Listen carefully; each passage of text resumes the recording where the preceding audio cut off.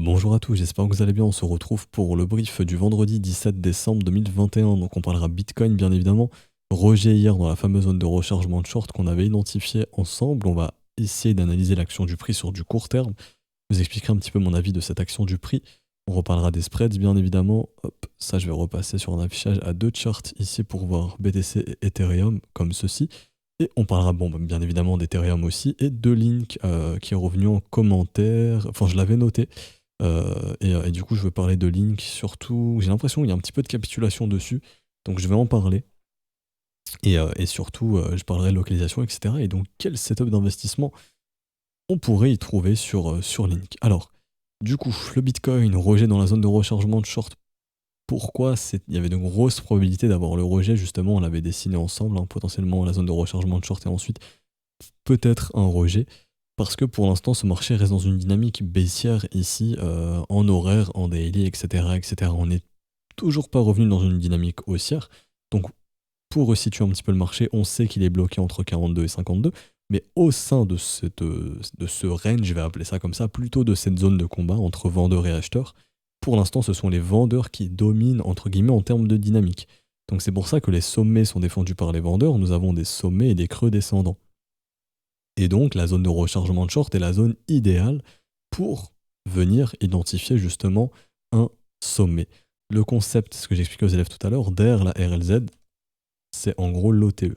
L'OTE qui veut dire Optimal Trade Entry. Et en gros, c'est l'entrée optimale dans un mouvement en tendance. Dans un mouvement en tendance, quand vous voulez shorter un marché, vous allez shorter avant le précédent sommet. Parce que dans une tendance baissière, les sommets sont descendants, la charte elle baisse. Donc la meilleure entrée pour le faire, c'est donc dans cette fameuse zone de rechargement de short. Ok. Maintenant, on va parler liquidité. Donc là, je vais changer de chart pour essayer de vous montrer ça. Hop. 6 divisé par 6. Voilà, je l'ai fait tout à l'heure avec les élèves. Ce qui est bien au sein de ce range, c'est qu'on est en train d'accumuler beaucoup de sommets côté vendeur. C'est-à-dire que sur les contrats dérivés, on sait que les spreads commencent à être pas mal négatifs, donc on a probablement une majorité de shorters au sein de ce range, donc ce qui est super positif. Ça, c'est une bonne chose, même si encore sur FTX et OKEx, on a du mal à instaurer un spread négatif. Donc je pense qu'on a besoin, enfin ça relève, enfin ça révèle un petit peu le sentiment. Il y a un petit peu de peur, mais c'est pas encore quelque chose de vraiment puissant. Vous voyez ce que je veux dire? L'extrême peur, on le voit par exemple sur l'indicateur d'extrême vert, elle est présente.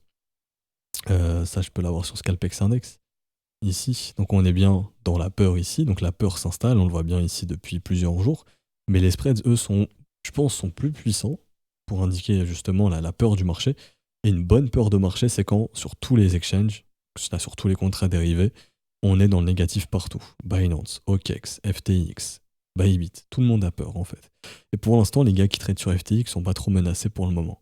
Donc je pense qu'on a besoin de venir foutre un petit peu de pression autour des 45-44 000 dollars pour justement venir peut-être enfin essayer de comment dirais-je, de venir en fait faire peur, en fait simplement qu'un sentiment baissier s'installe, un sentiment de peur, de pessimisme s'installe.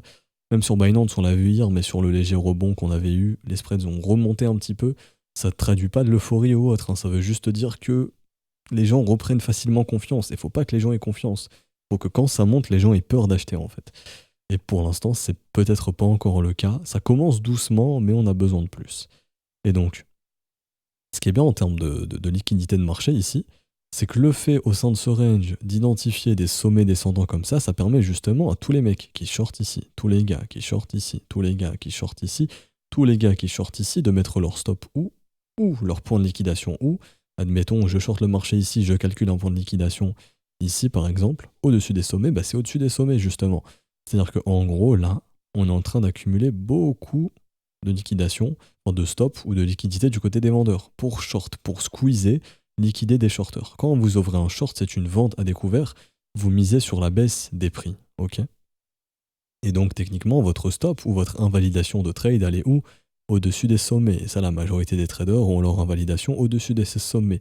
C'est-à-dire que le jour où si ce marché se retourne réellement, comme ceci, qu'on continue de faire des sommets de plus en plus bas comme ça, les shorters qui shortent vont continuer de foutre leur stop en dessous des sommets jusqu'à ce qu'on revienne définitivement. Et là, le jour où on commence à revenir ici, là ça grouille de liquidité. C'est ce qui fait que d'un coup on pourrait faire un énorme breakout et venir péter rapidement jusqu'aux 56 000, 57 000 $.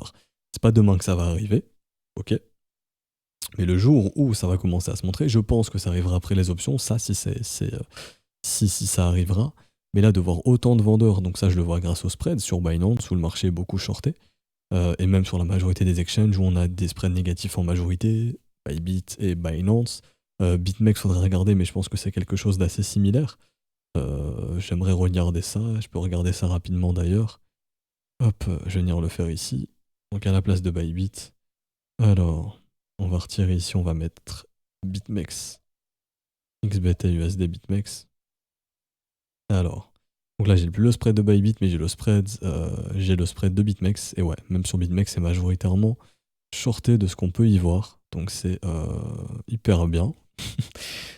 Donc on est bon aussi sur BitMEX. Donc on sait qu'on accumule pas mal de vendeurs. C'est une bonne chose. Et donc il faudra les défoncer. Et le fait d'accumuler autant de sommets ici à descendant permet d'accumuler de la liquidité. Également, ce qui est bien, c'est que les acheteurs, on les sort aussi tout le temps. C'est-à-dire que les stops des acheteurs précédents, on les bouffe à chaque fois. Les zones de stop ici, on est venu les chercher. Donc ça, c'est bien sur cette mèche. Les zones de stop précédentes ici, on est venu les chercher ici. Et les zones de stop précédentes ici, on est venu les chercher également. Donc tous les acheteurs, on pète leur stop, mais pas les vendeurs. Si vraiment le Bitcoin, et ça regarde que moi, mais si le Bitcoin prépare un nouveau mouvement baissier, il n'y a pas de sens en fait qu'on laisse autant de vendeurs ici tranquillement, être sereins, sans bouffer leur stop. Si vraiment on prépare un nouveau mouvement baissier, il faudrait faire ça. Pour sortir tous les vendeurs d'ici parce qu'il y en a un paquet. Alors que si on prépare un nouveau mouvement haussier, bah le but c'est de sortir les acheteurs pour que le train soit déchargé d'acheteurs, donc de bouffer tous les stops d'acheteurs comme on est en train de faire. C'est pour ça que là actuellement, je m'attends à ce que probablement le Bitcoin puisse venir faire un tour sous tous ces creux ici, donc sous les 46 600, sous les 46 400, sous les 45 700, il y a de grandes chances. Donc on vient de chercher cette petite box ici que j'ai dessinée pour sortir les acheteurs également.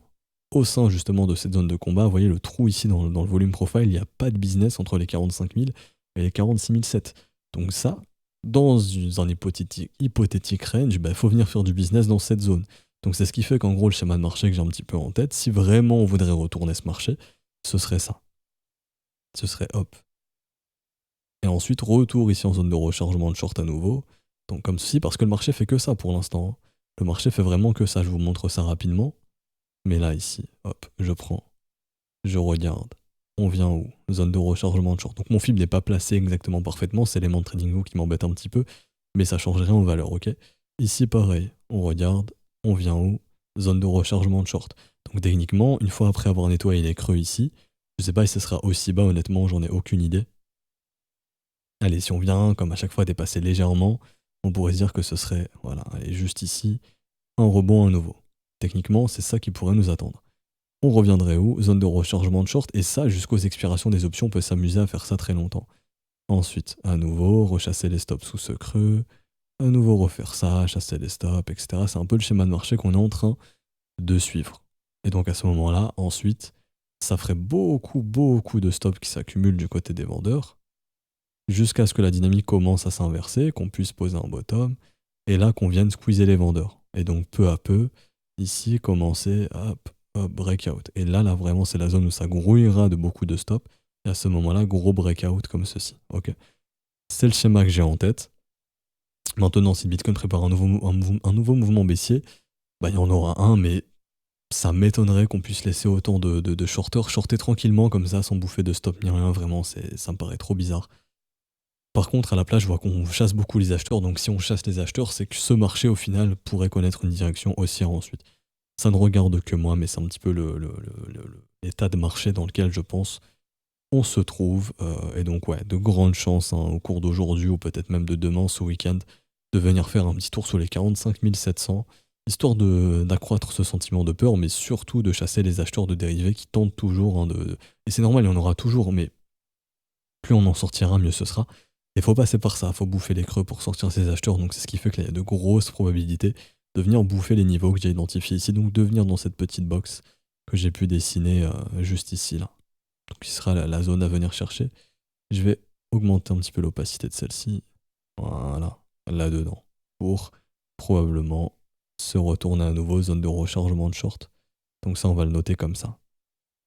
Et de continuer ce schéma très probablement jusqu'aux expirations des options, parce que Bitcoin ne fera rien jusqu'à ces fameuses expirations, très très probablement. Aussi, pour l'instant, on reste toujours sous la trendline, hein. Donc tant qu'on reste sous la trendline, bah, le but, ça va être de suivre celle-ci jusqu'à une cassure, et ensuite structure de l'autre côté. Ok. Donc là, en gros, tac tac, structure, et là, le marché pourra repartir et bouffer donc tous les stops des vendeurs qu'on a vus ensemble. Ok. Voilà, voilà. Et je pense que j'ai fini pour le Bitcoin, Ethereum rapidement. C'est un peu le schéma similaire pour l'instant. Lui, ça reste du range.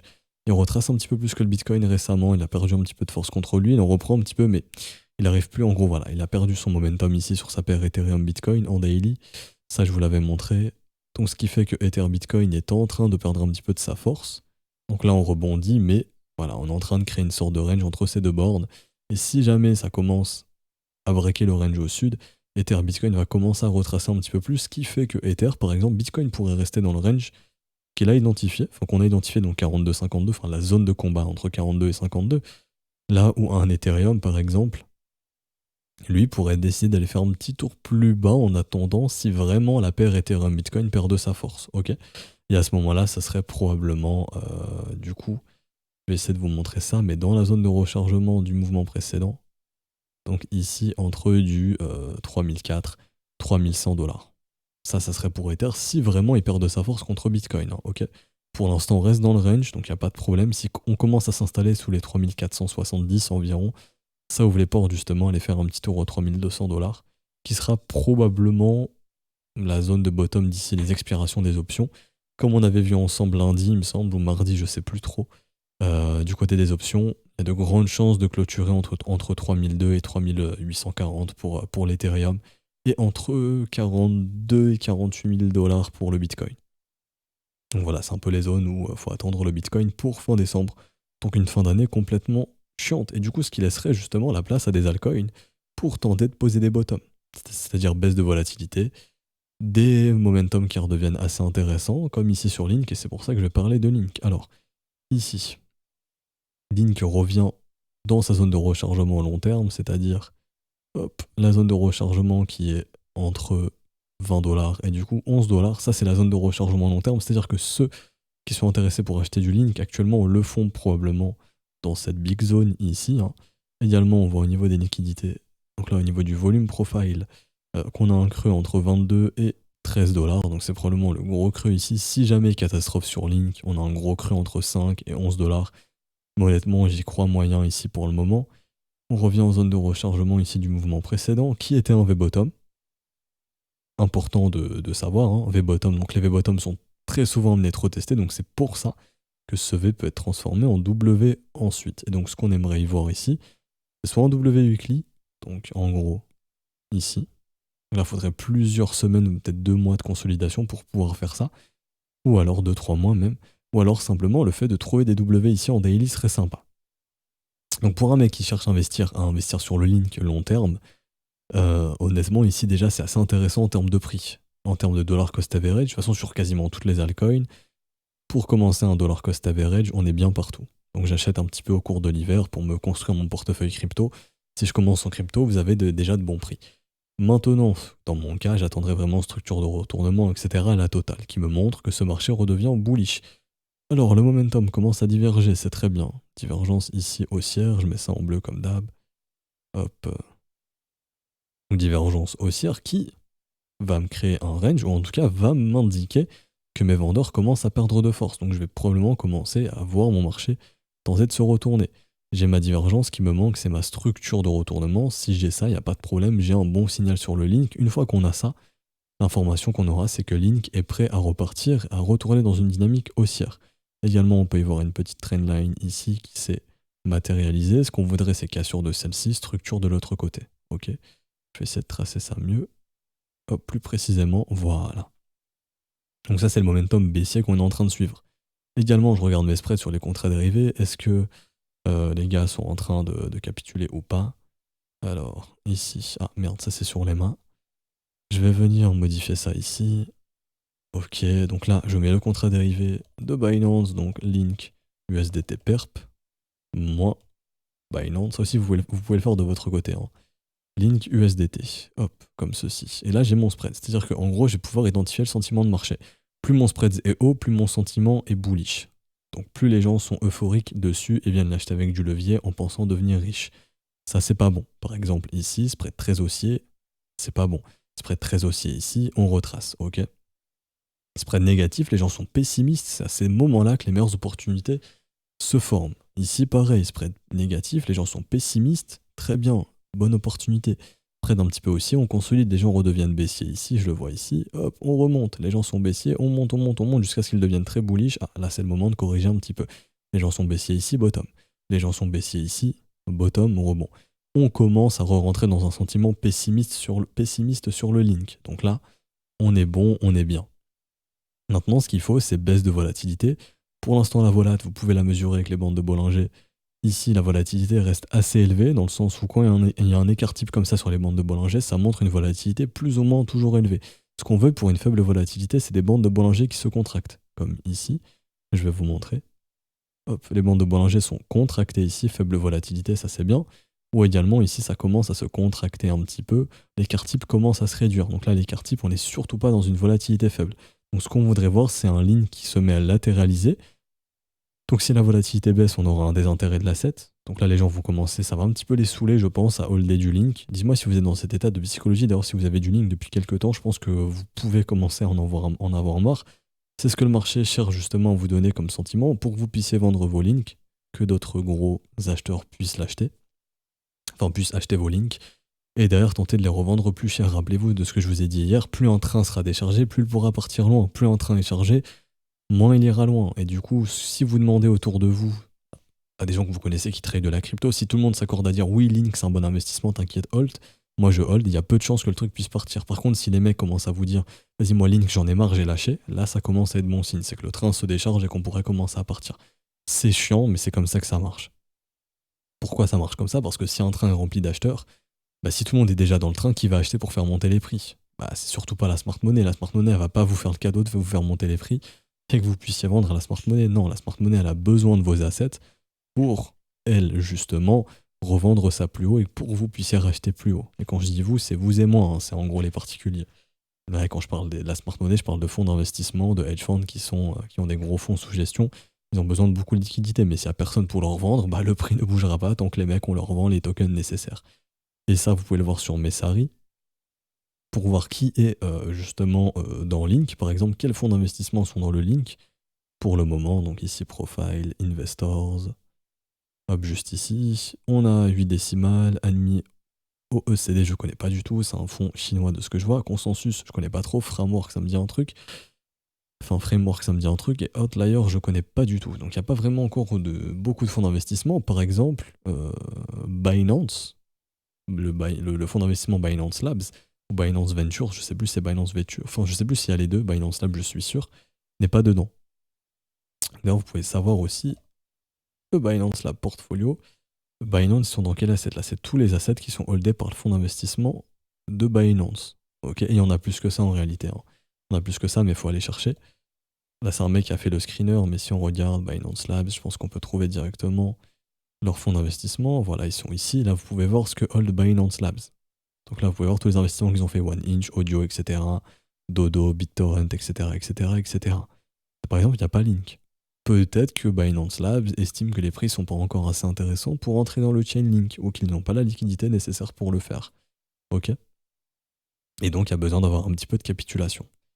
Chose qu'on n'a peut-être pas encore pour le moment, mais je commence à voir sur les réseaux que ça commence à saouler certains de voir un Link ne pas bouger, donc ça commence à être intéressant en termes de sentiment de marché. Mais bon, techniquement, c'est pas encore le cas, les prix sont bons, mais la technique ne donne pas encore le go pour retrouver une dynamique haussière et donc retrouver des prix croissants pour l'année 2022. On doit absolument voir un changement de dynamique, c'est-à-dire creux et sommet ascendant, chose qu'on n'a pas encore pour le moment. On est toujours dans une dynamique baissière, creux et sommet descendant. La divergence de momentum indique que les vendeurs perdent de force, donc on va probablement commencer à tenter d'inverser cette dynamique pour redevenir bullish et retrouver des prix croissants. Ok. Donc voilà, on va s'arrêter ici pour aujourd'hui. J'espère que ça vous aura plu. Si c'est le cas, n'hésitez pas à laisser un petit pouce bleu, à vous abonner si ce n'est pas déjà fait, à nous rejoindre sur Discord. Je mets le lien en description et en commentaire. Comme d'habitude, Si vous souhaitez rejoindre l'école, donc pour avoir accès aux cours, apprendre tout ce qui est spreads, zone de rechargement, etc., enfin tout ce que vous voyez dans les briefs, mais avoir des cours dessus pour comprendre tous les indicateurs, le volume profile, son utilisation, comment utiliser le RSI, MACD, la divergence, l'order flow, les sentiments de marché, la psychologie, etc. J'ai fait des cours dessus et j'en parle avec les élèves dans les briefs que je fais avec eux. Le brief privé, parce que là, le brief YouTube dure environ 20 minutes environ, mais il y a un brief privé que je fais avec les élèves qui dure environ 1h30, 2 heures avant, qui est séquencé, donc il y a des sujets des fois qui peuvent ne pas vous intéresser, bien évidemment. Donc je séquence les sujets pour que vous puissiez regarder les sujets qui vous intéressent. Des fois je parle de stocks, si vous ne tradez pas les stocks, bah, ça ne vous intéressera pas. Ou d'autres sujets, par exemple de macroéconomie, etc., qui peuvent ne pas vous intéresser si vous êtes vraiment axé crypto, mais je séquence les briefs pour que vous puissiez trouver ce qui vous intéresse au sein des briefs, bien évidemment. N'hésitez pas à nous rejoindre. Actuellement, via le Patreon, c'est pas le plus intéressant pour le faire, hein. Le Patreon, c'est en début du mois. Mais vous pouvez rejoindre via les modalités crypto. Donc si je rejoins via les paiements crypto, par exemple USDT, etc., j'ai accès à l'école par exemple, du 17 décembre jusqu'au 17 janvier si je prends un mois. Ok. Donc voilà, n'hésitez pas à nous rejoindre. Je vous mets tout en description en commentaire. Si vous avez une quelconque question, n'hésitez pas à la poser à un des professeurs qui sera connecté sur le Discord. On vous répondra. Je vous souhaite une bonne journée, un bon week-end. On se retrouvera donc lundi pour un prochain brief. Ciao, ciao.